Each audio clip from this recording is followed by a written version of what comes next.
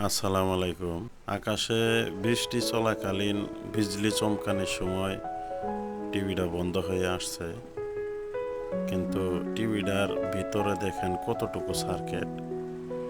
নতুন নতুন যেই এলইডিগুলো নামছে এখন, এগুলার ভিতরে নামমাত্র যেই সার্কিট এইটা দেয়, কিন্তু এটা হইলো আগের সার্কিট। দেখেন আগের সার্কিট কত বড় আর এইটা কত বড়, দেখছেন?